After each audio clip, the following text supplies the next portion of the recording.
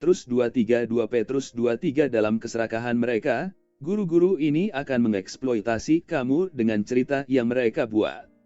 Azab mereka telah lama menggantung di atas mereka, dan kehancuran mereka tidak terbengkalai. 2 Petrus 2:3 Eksploitasi serakah ini harus dikontraskan dengan bab sebelumnya, di mana Petrus menyatakan, kami tidak mengikuti cerita yang dibuat dengan cerdik ketika kami memberitahu Anda tentang kuasa dan kedatangan Tuhan kita Yesus Kristus, tetapi kami adalah saksi mata dari keagungannya. 2 Petrus pukul 1:16 Karena Injil diteguhkan dengan baik oleh kesaksian saksi mata. Lukas 1:12 bertentangan dengan nasihat Paulus yang diberikan dalam Kisah Para Rasul 20:33-35, banyak yang menuntut bayaran untuk khotbah mereka. Dan Paulus berkata, tidak seperti kebanyakan orang, kami tidak menjual firman Allah untuk mencari keuntungan. Sebaliknya, di dalam Kristus kami berbicara dengan tulus di hadapan Allah, sebagai manusia yang diutus dari Allah. 2 Korintus pukul 2:17 Akibatnya, jika seseorang secara finansial bergantung pada orang lain, masalah keserakahan muncul.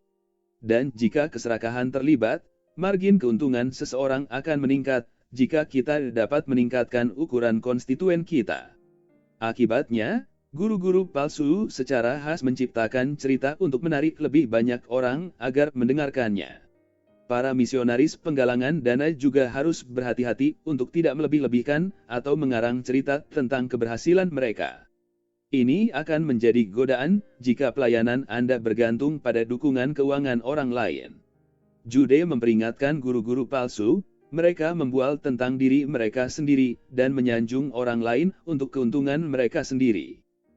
Yudas pukul 1:16 Sebaliknya, Paulus berkata, kamu tahu bahwa kami tidak pernah menggunakan sanjungan, atau mengenakan topeng untuk menutupi keserakahan, 1 Tesalonika 2:5 dan Yudas juga menandai mereka dengan mengatakan, mereka berlari untuk keuntungan Bileam, Yudas 1:11 karena meskipun mengetahui kehendak Tuhan, Bileam menerima pembayaran nubuatan yang bertentangan dengan kehendak Tuhan.